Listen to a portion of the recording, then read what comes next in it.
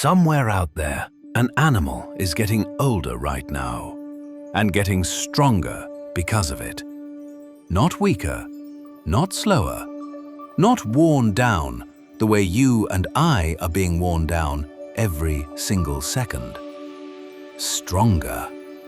And we drop this animal into boiling water without ever once wondering what it knows that we don't.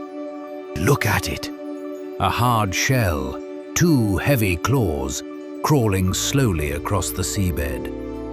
It looks simple, ancient even, like something that hasn't changed in 1,000,000 years.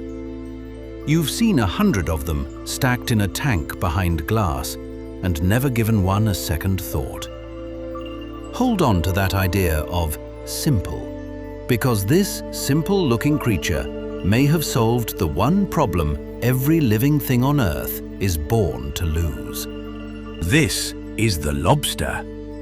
And here's the first thing that should stop you cold. It doesn't seem to age the way everything else does. That sounds impossible, so let me show you what it means. In your body, right now, there's a countdown running. Deep in your cells, tiny protective caps sit on the ends of your DNA. And every time a cell divides, those caps get a little shorter. When they wear away, the cell can't copy itself properly anymore. That shortening is aging, the quiet, invisible reason all of us slow down and wear out over time. The lobster barely lets that countdown run at all. It produces an enzyme that keeps rebuilding those protective caps over and over, refusing to let them wear down. So its cells keep dividing cleanly, faithfully, the way yours did when you were a child and your body still had all the time in the world. And that leads to something that goes against everything we know about being alive. An old lobster isn't a frail, fading version of a young one.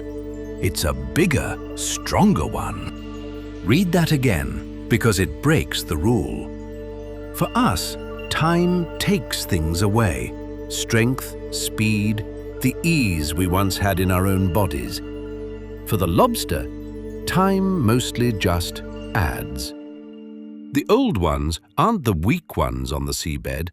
They're often the largest, the most powerful, the most fertile, the ones other lobsters back away from. Age, for this animal, is a weapon. So here's the obvious question. If it doesn't age, why have we never seen a lobster the size of a car? Stay with me, because the answer is where the lobster's story turns dark. Its body refuses to age, but its shell does not. A lobster wears its skeleton on the outside, hard, rigid, and unable to grow. So to get bigger, it has to climb completely out of that shell. Imagine pulling your entire body, every muscle and organ, out through a crack in your own armor, and then growing a new suit before anything eats you. That's what a lobster does again and again, its whole life. And every single time, the danger grows.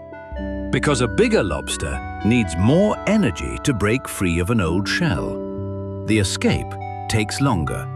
It gets harder, and eventually, for many of them, one molt becomes too much, and the animal that beat aging gets trapped halfway out of itself, exhausted, and dies in the very act of trying to grow. Sit with how strange that is.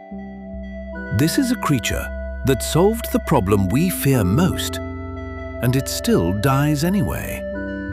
Not because its time ran out, but because growing forever turned out to be a trap of its own. There's something almost human in that, isn't there? The dream of never aging, with a quiet catch hidden inside it. Now, I have to be honest with you. because you'd catch me if I wasn't. People love to call the lobster immortal. It isn't. You can absolutely kill a lobster. Predators do it, disease does it, and we do it millions of times a day. It has not escaped death. What it has escaped is the slow surrender, the fading, the wearing down, the part where the body simply gives up on its own. And honestly, that might be the part most of us would trade for. Because here's the thought I can't let go of. The lobster doesn't know any of this. It isn't grateful. It doesn't lie on the seabed feeling lucky.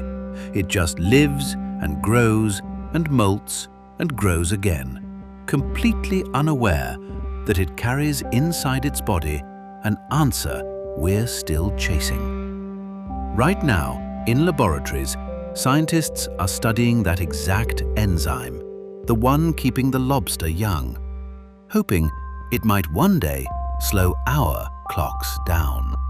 We are looking to the lobster for the secret to staying young, and we are boiling it alive to find out.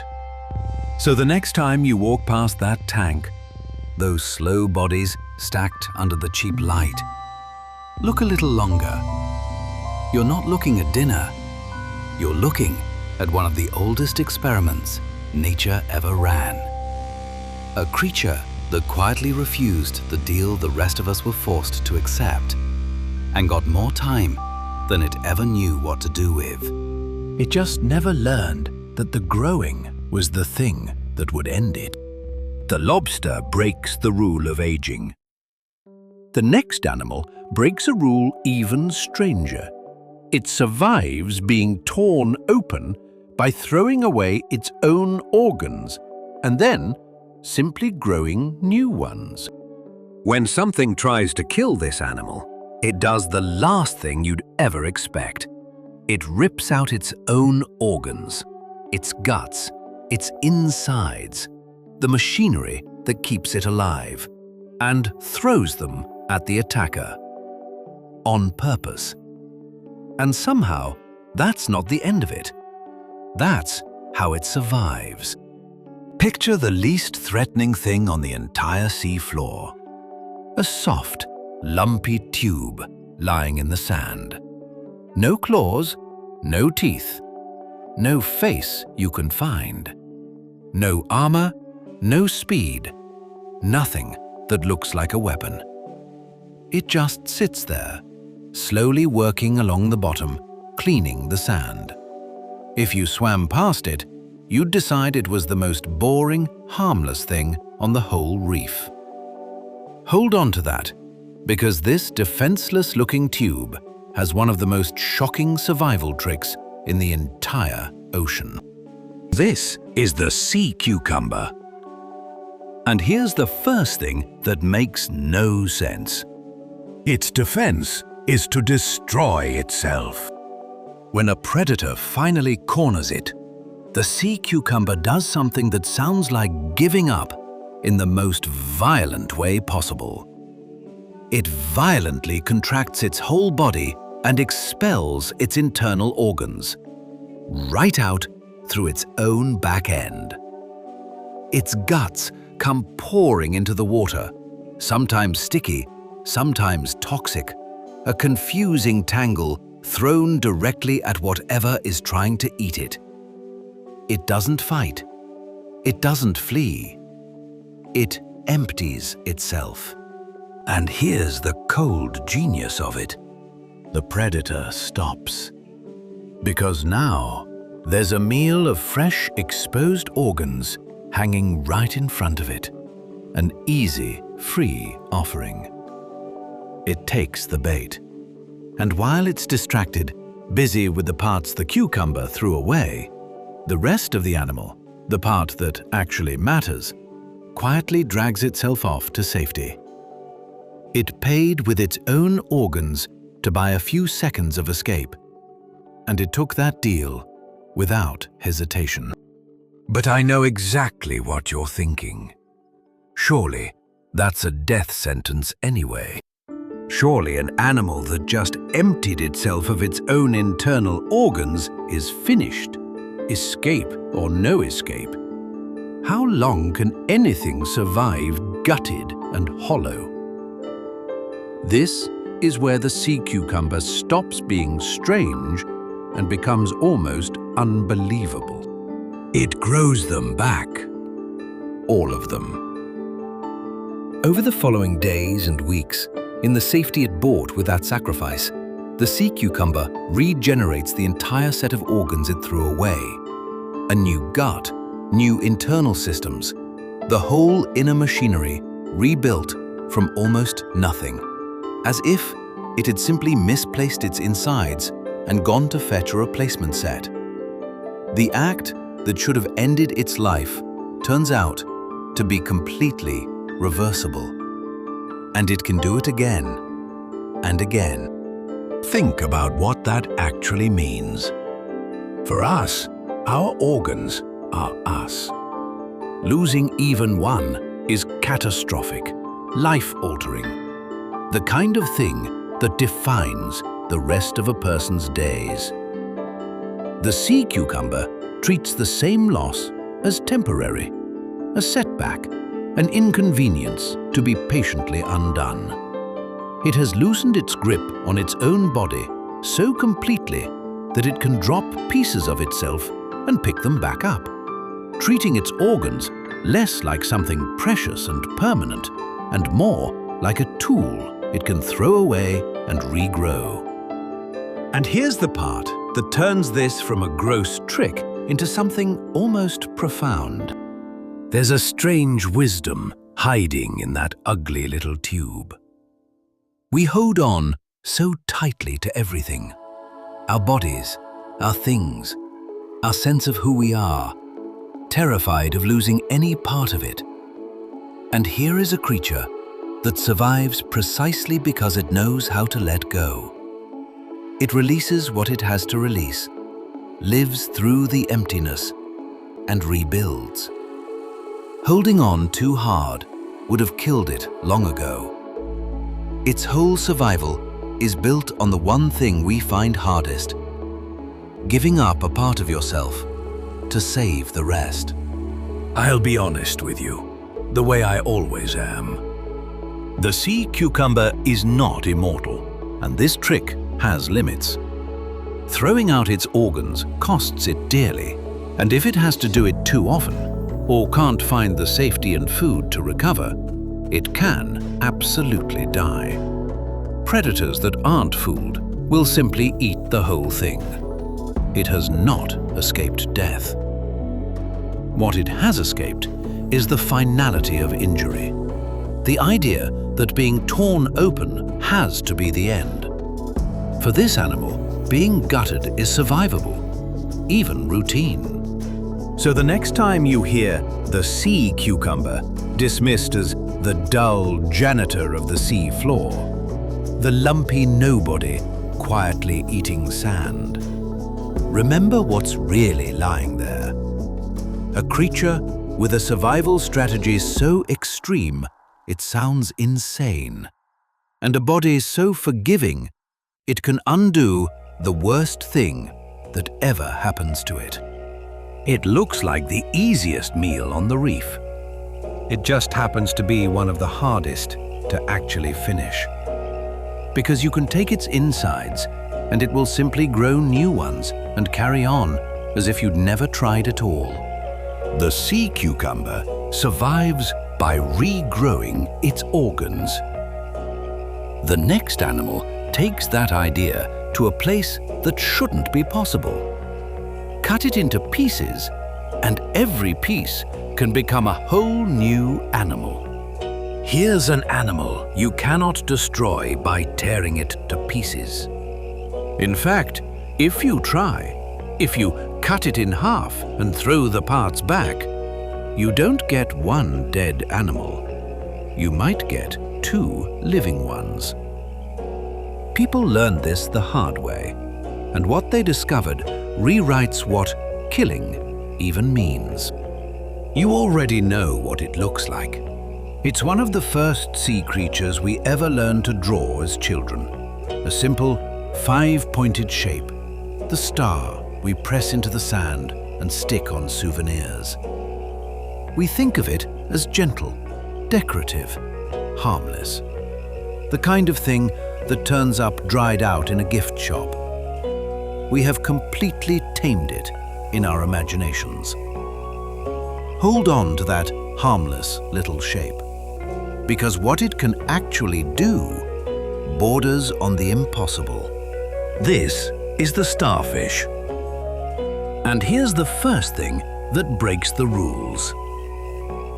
Cut off one of its arms, and it doesn't treat that as a wound. It treats it as nothing. With almost any other animal, losing a limb is a catastrophe to survive in spite of. The starfish just begins to grow it back. Slowly, patiently, rebuilding the missing arm piece by piece, as though nothing important happened. That alone would be remarkable. But that's not the strange part. The strange part is what happens to the piece you cut off.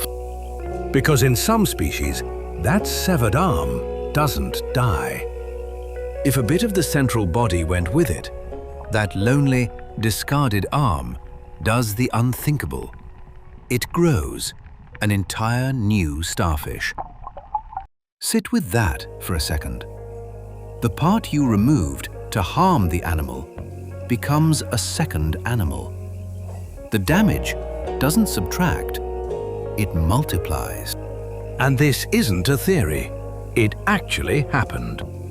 People once tried to wipe out starfish that were eating their valuable oyster beds.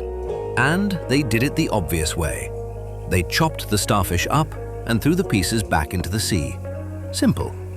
Except the starfish population didn't fall. It exploded.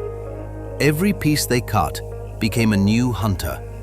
They were trying to destroy these animals, and instead, they were breeding them by hand, one careless cut at a time. Now here's the question that has no comfortable answer. If you cut a starfish in two, and both halves live and become whole again, which one was the original? There isn't a good answer, and that's the whole point. We carry this deep assumption that a life is a single thread, one beginning, one end, one self that either continues or stops. The starfish doesn't obey that.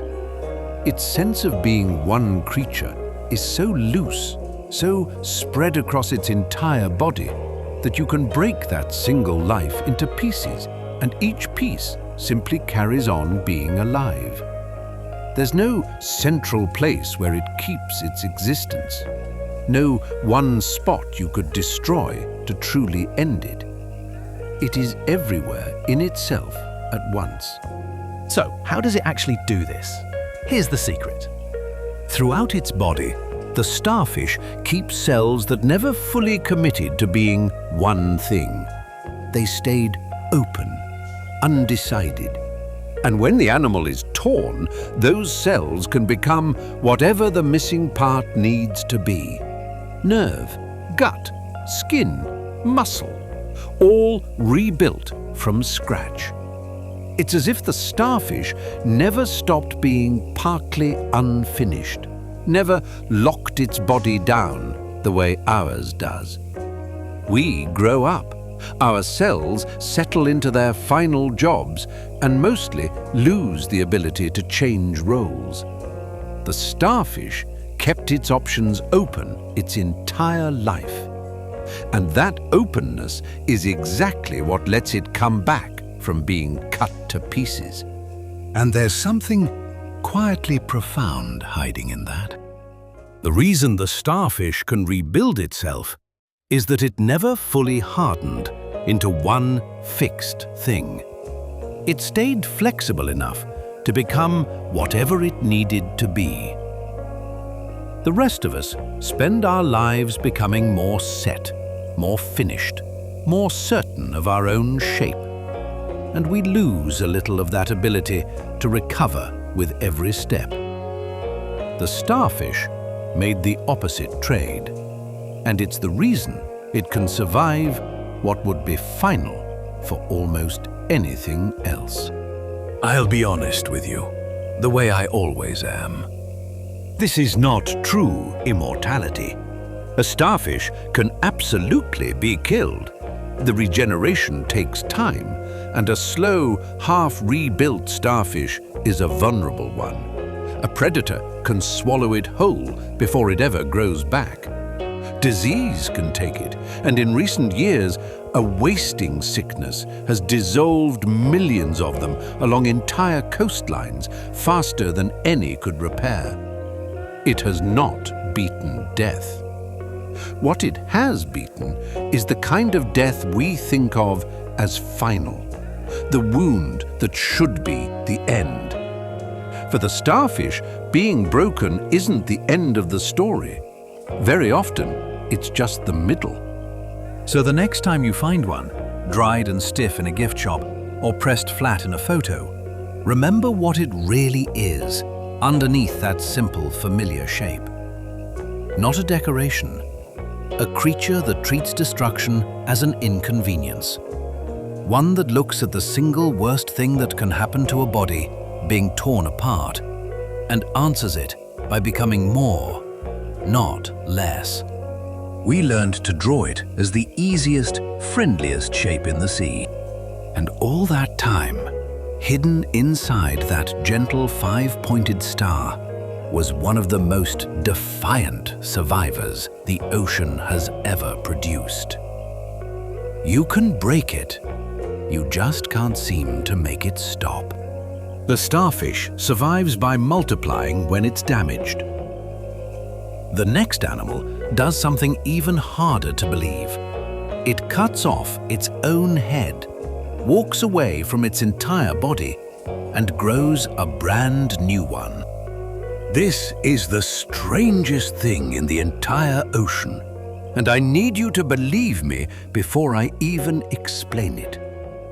There is an animal that when its life goes wrong, will cut off its own head and walk away from the rest of its body.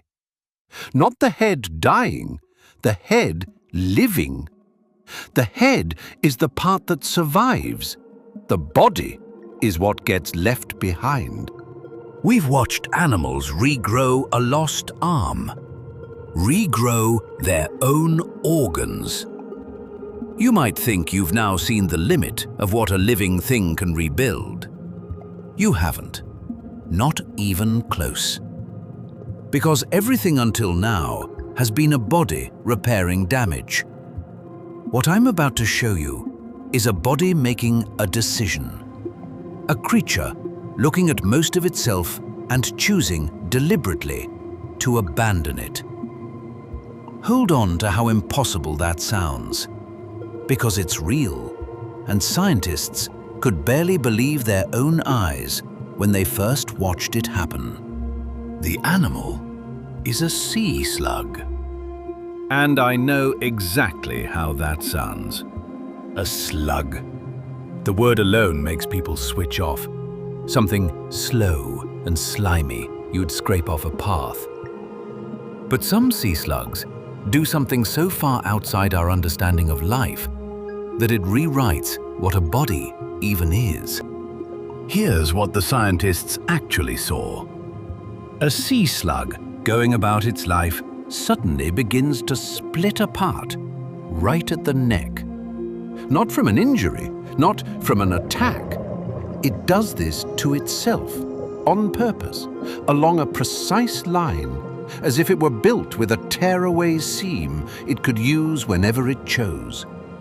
And then the head simply detaches. It pulls away from the entire body, the heart, the gut, almost everything we'd call essential to being alive, and it leaves all of it behind on the seabed.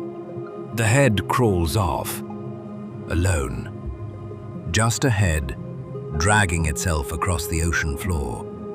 And it does not die. It doesn't panic. Within hours, it begins to feed, using the simplest parts of itself that survived the split. And then, over the following days and weeks, the impossible thing happens.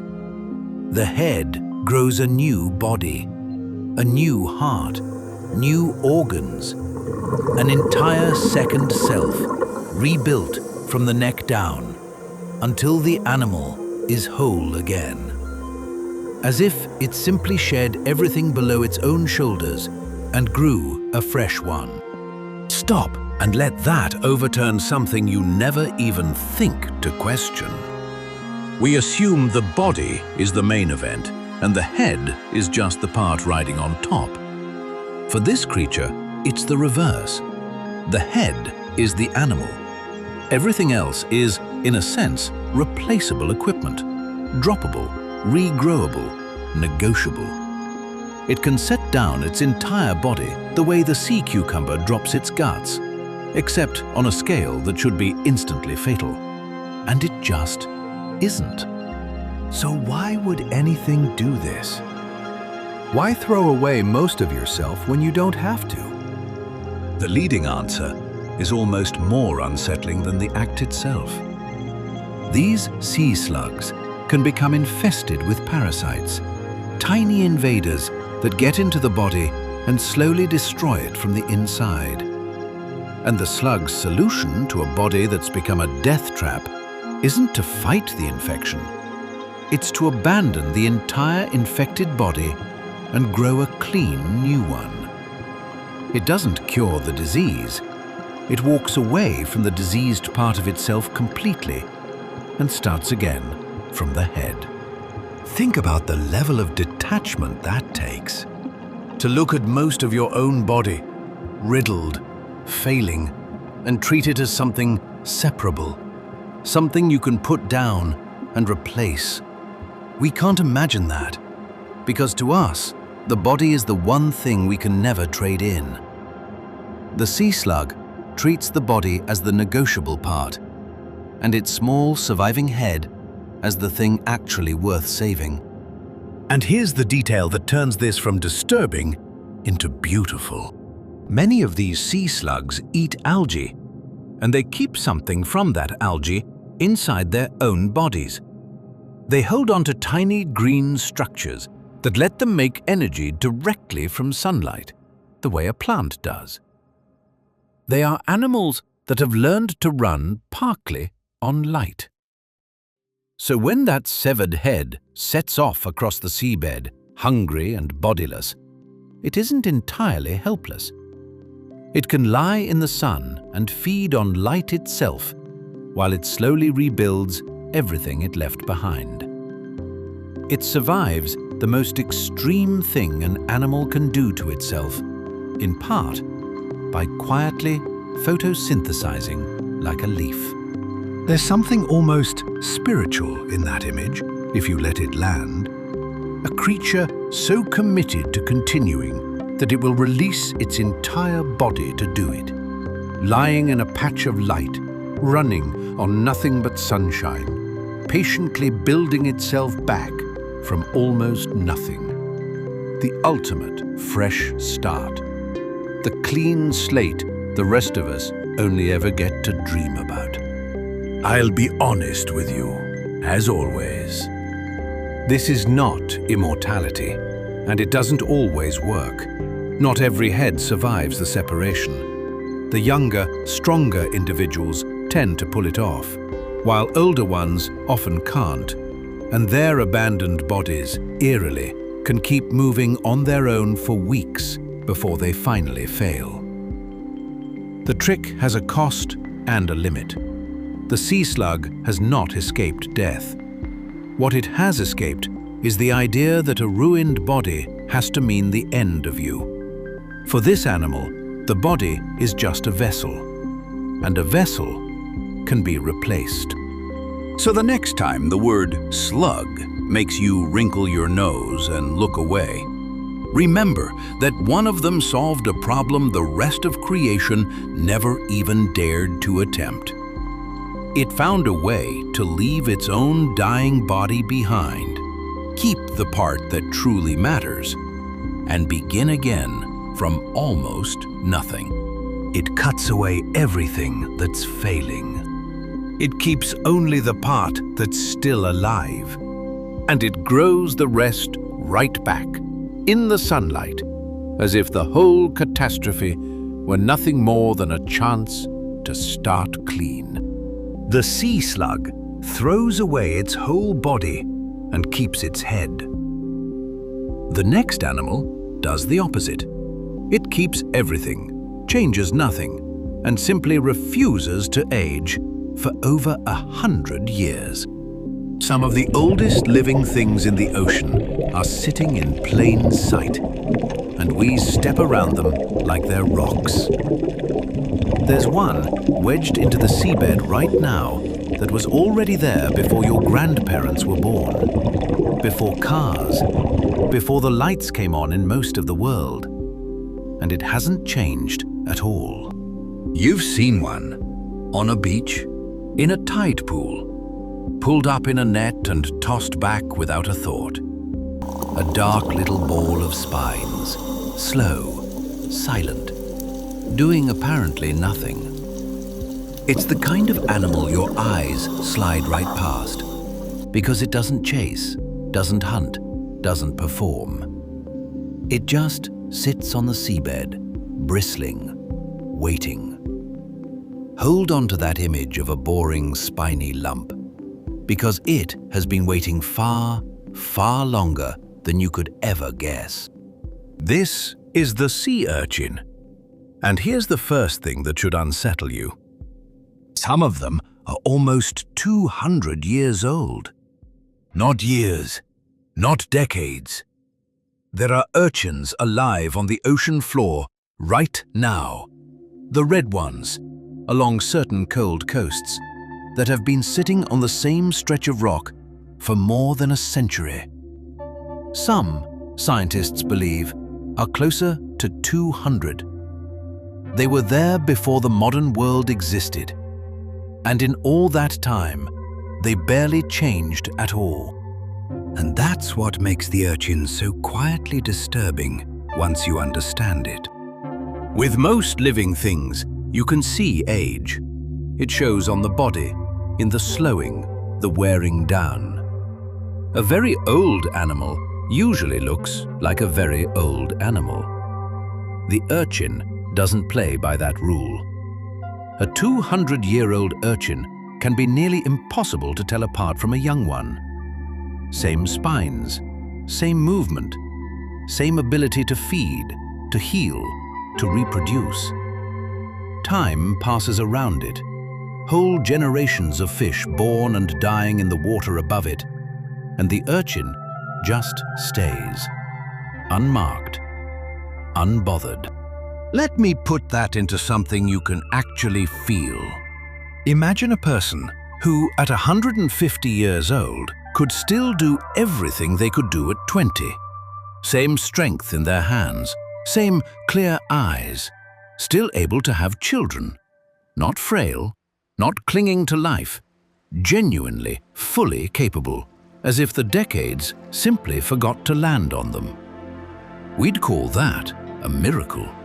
We'd build legends around a person like that. The urchin does it without trying, and we use it as a background prop in tide pool photos. Here's the part scientists find almost maddening. When they study these ancient urchins, they go looking for the damage, the breakdown, the pile-up of tiny failures that accumulate inside any body over a long life. In us, by old age, that wreckage is everywhere. It's the reason we slow down. But in the oldest urchins, that damage is strangely, stubbornly missing. Their tissues stay capable of repairing themselves. Their ability to reproduce doesn't fade with the years the way ours does. The body just keeps maintaining itself, decade after decade, as if it never got the message that it's supposed to wind down. It is, in the most literal sense, an animal that doesn't seem to know how to get old. And here's the trick it played on all of us. It looks boring. It looks like nothing.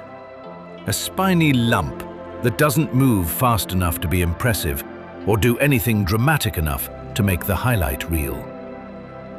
We're drawn to the sharks, the giants, the hunters.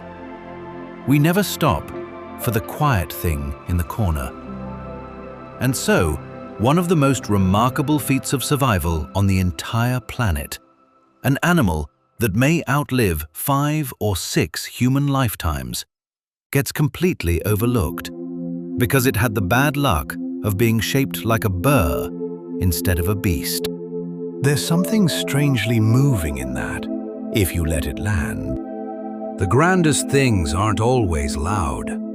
Sometimes the most extraordinary life in the room is the one everybody's ignoring. That spiny lump you'd never look at twice has quietly outlasted wars it will never know happened, watched entire cities rise on land it cannot see, felt the water warm and cool through more seasons than any person will ever live, and noticed none of it. It simply held its place, spines out, refusing to age, while everything soft and fast and warm-blooded around it was born, struggled, and disappeared. I'll be honest with you, the way I always am. The urchin is not invincible, and it is not truly ageless. It can be eaten. Sea otters crack them open by the dozen. People harvest them. Disease can sweep through and wipe out whole populations in a single season. It has not defeated death. What it has defeated is time itself, the slow erosion that takes the rest of us apart from the inside. Death can still reach the urchin from the outside, through a predator or a sickness. It just can't seem to reach it from within.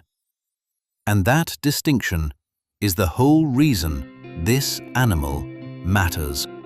So the next time you're near the water and you see one of those dark, spiny shapes wedged into the rocks, do something almost no one ever does. Stop. Just for a moment. Don't step over it. Look at it. Because you might be looking at something older than your entire family line. A creature that was already ancient when the world you know was new. And it has nothing to say about it. It never did. It just waits. The sea urchin refuses to age by staying exactly as it is. The next animal does something even stranger. It beat aging by pretending for its whole long life that it was never even an animal at all.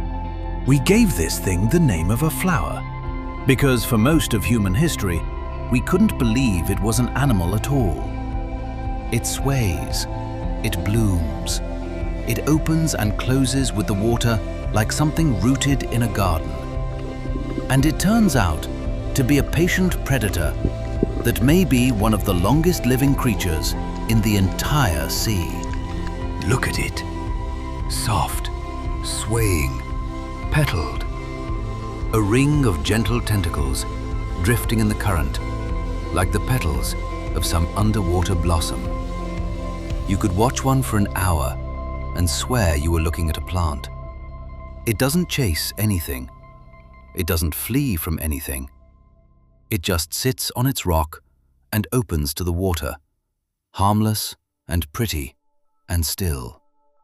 Hold on to that image of a delicate little flower, because almost everything about it is a lie you've been told by its own shape. This is the sea anemone. And here's the first thing we got completely wrong. It isn't a plant. It's an animal. A hunter. That's the first quiet shock. We looked at this thing, and our brains reached for the wrong box entirely. A predator wearing the costume of a flower.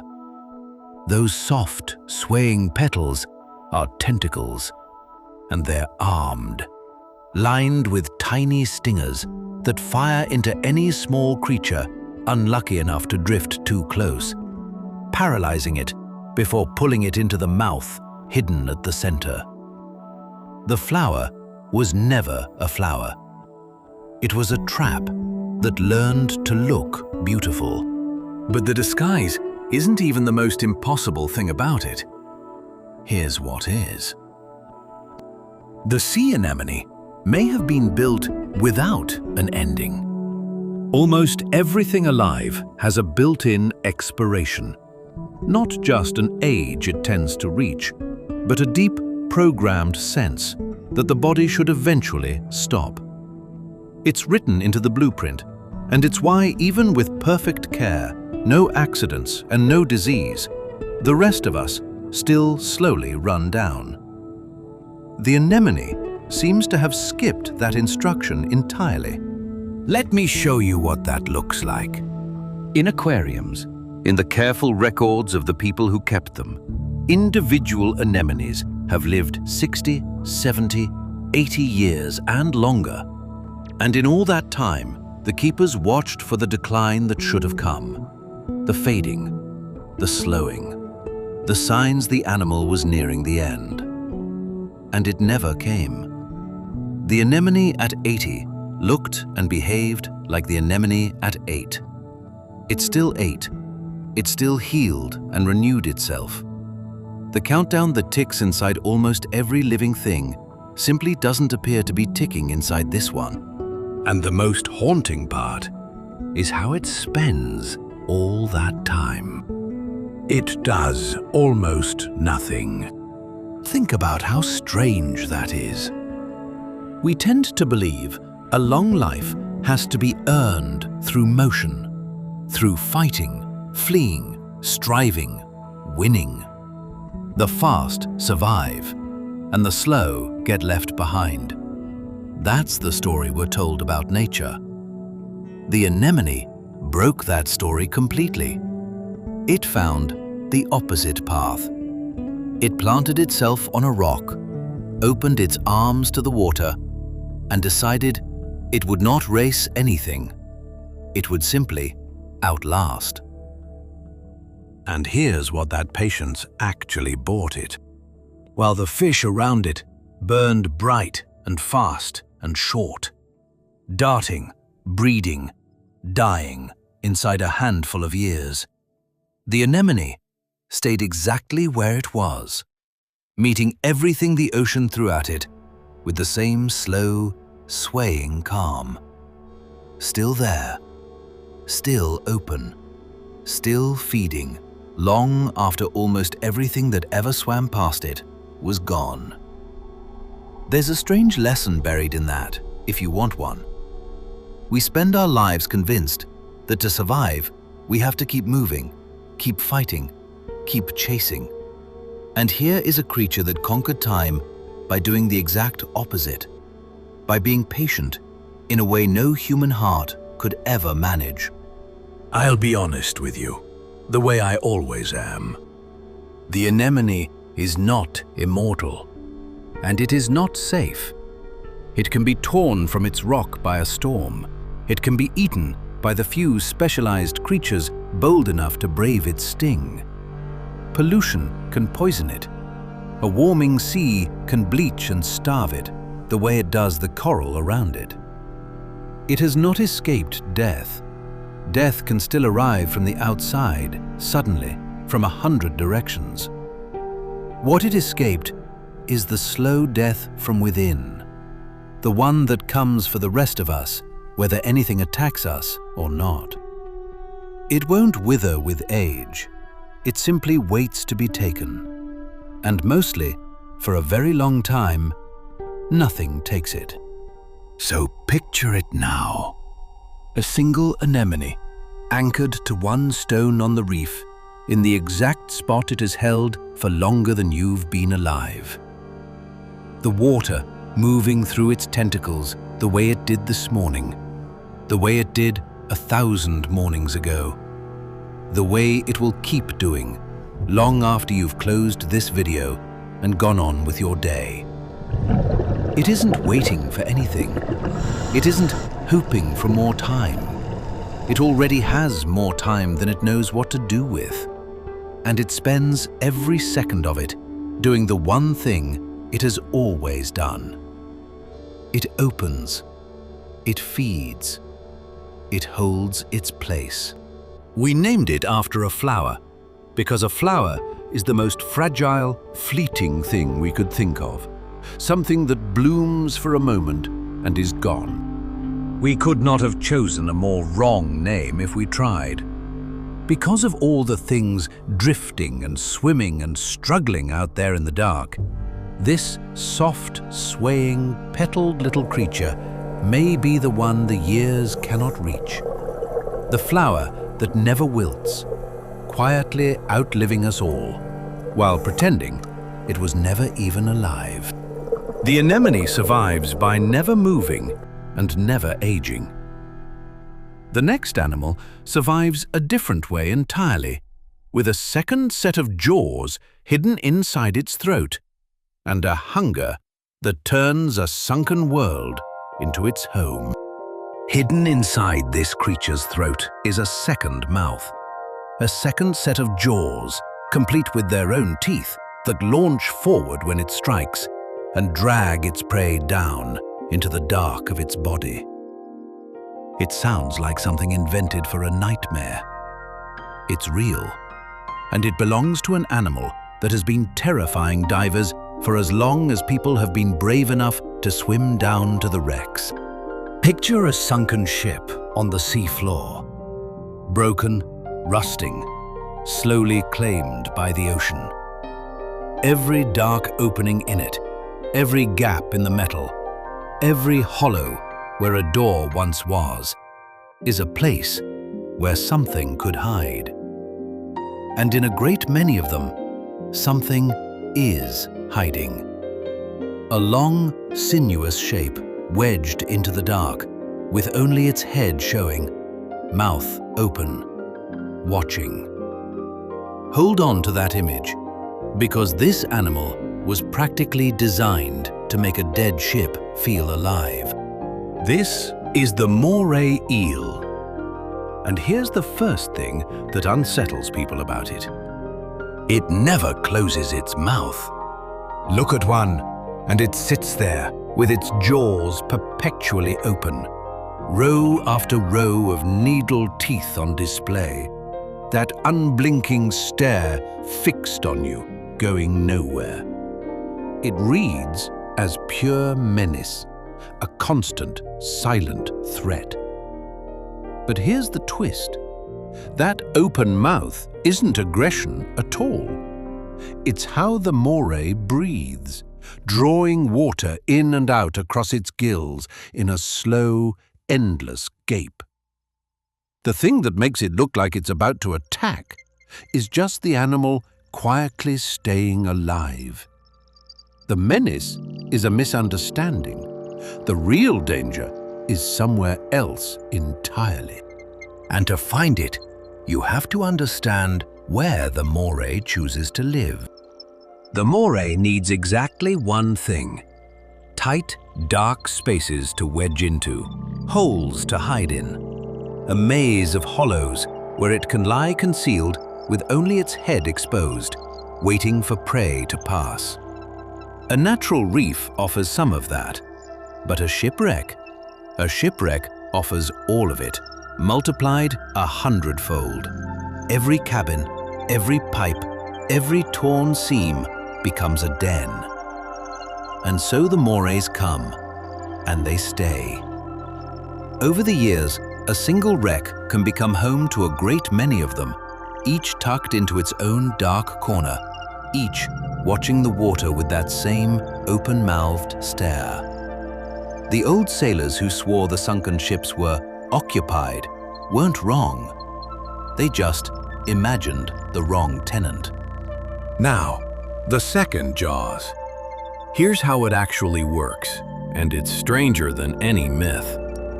When the moray strikes, it seizes its prey in its outer jaws, the ones you can see. And then those hidden inner jaws, the second set, waiting deep in its throat, launch forward into its mouth, clamp onto the prey, and drag it backward down the throat. There is no escape from it. Most animals catch prey and then have to work it inward. The moray has a dedicated second mouth to do that instantly, hauling its victim into the dark of its body the same way it would haul it into the dark of the wreck. Think about why it even needs that. Most fish create suction to pull prey into their mouths. They open wide and the water rushes in, carrying the meal with it. But a moray lives crammed into a narrow hole, where there's no room to open that wide, no space to generate that suck. So evolution handed it a different solution.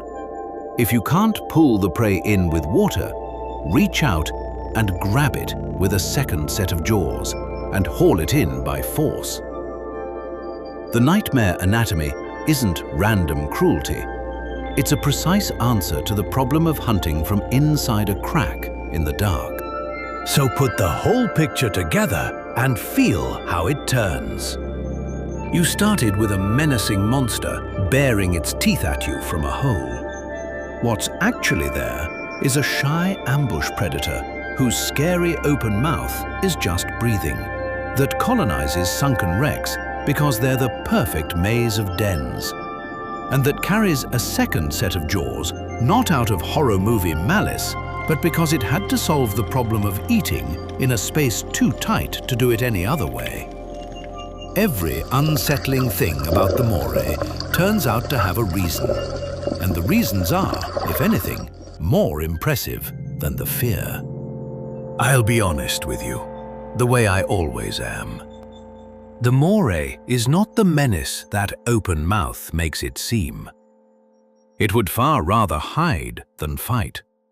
And it strikes at divers only when startled or cornered, usually mistaking a hand reaching into its den for something else entirely. It isn't haunting anything. It isn't hunting people. It's simply living where the living is best. And in these waters, the best homes happen to be the graves of ships. So the next time the word eel makes you picture something monstrous, remember what the moray really is.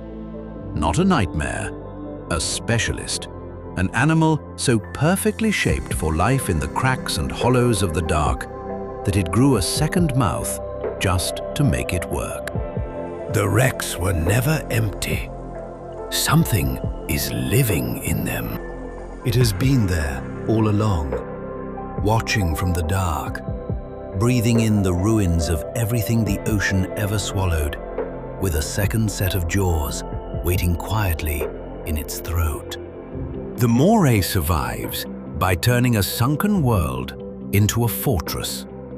The last animal survives in the most incredible way of all. It crosses entire oceans, lives for a century, and always finds its way home.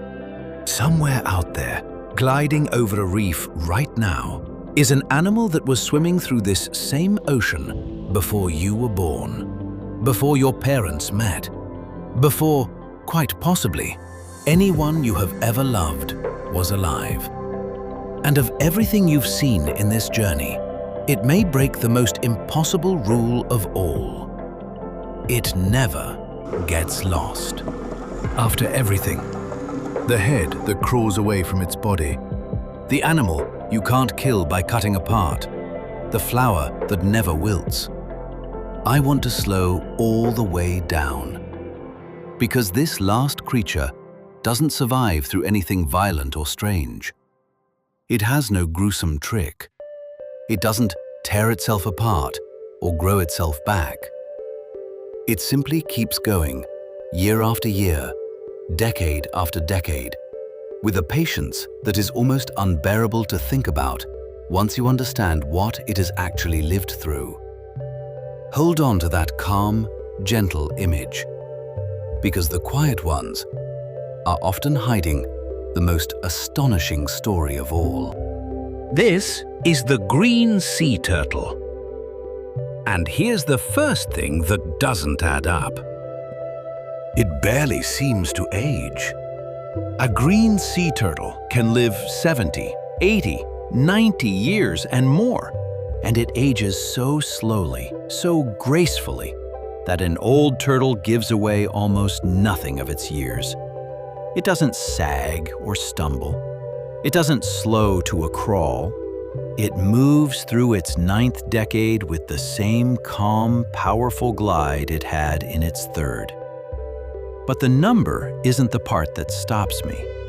It's what those years actually contain. Picture a single turtle's life. The day it hatched, it was no bigger than the palm of your hand.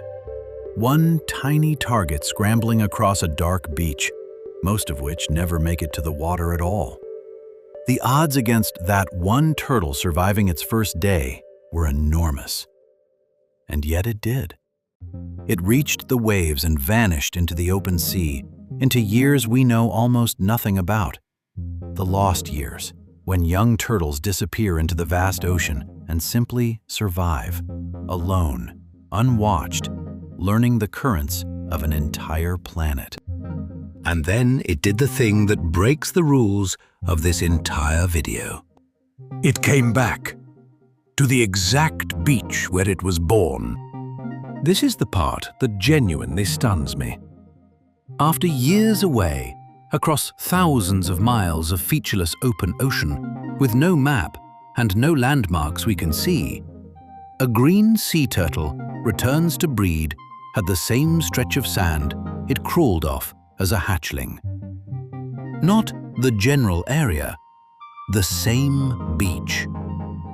It carries that one place inside it for its entire long life, through everything, and when the time comes, it finds its way home.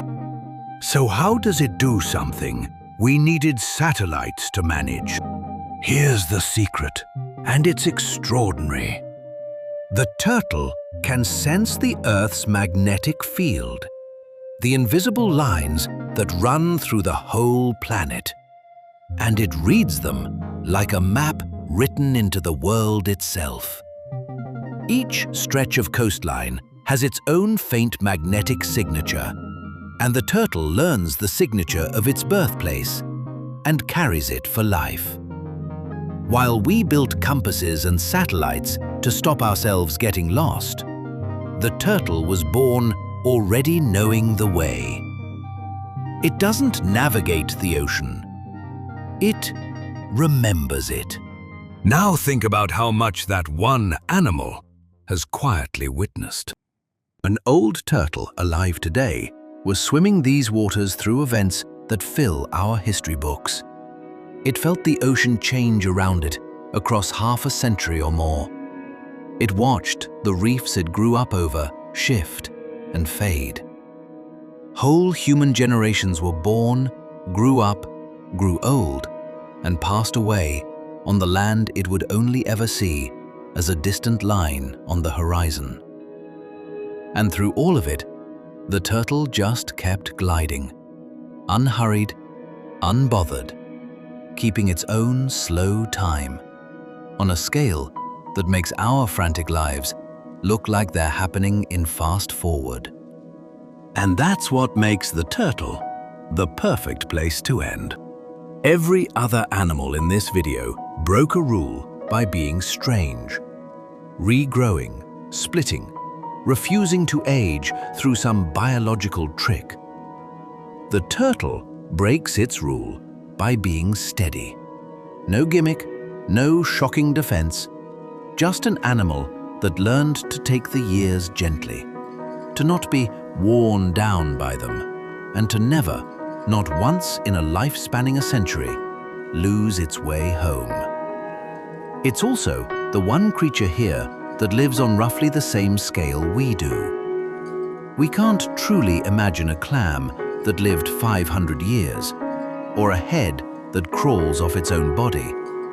But a long life, a great journey out into the world, and a quiet return home at the end of it, that we understand.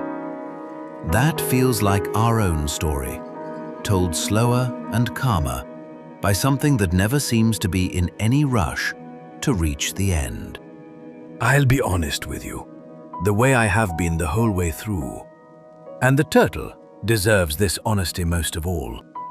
It is not immortal, and right now, it is not even safe.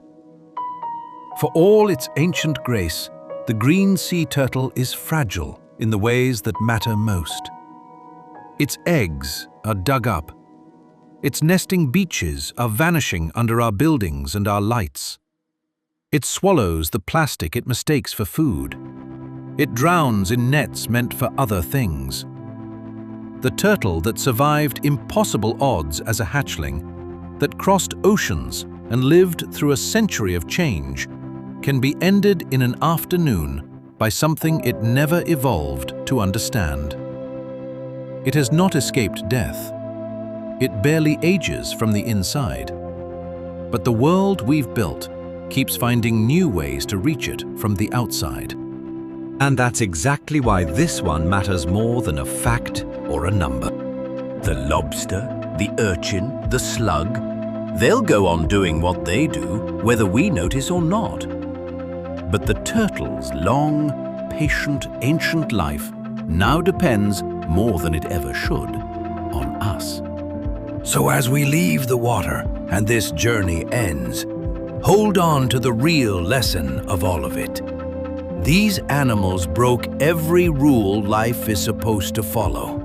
They outlived centuries, undid their own deaths, rewrote what a body can survive.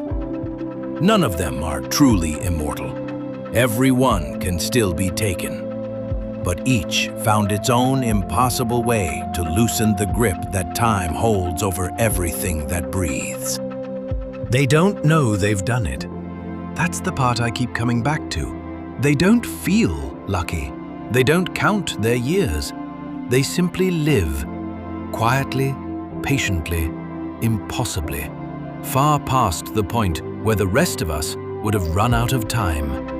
And maybe that's the real secret. Maybe the rules were never quite as fixed as we believed. The ocean just never bothered to tell us which ones it was breaking.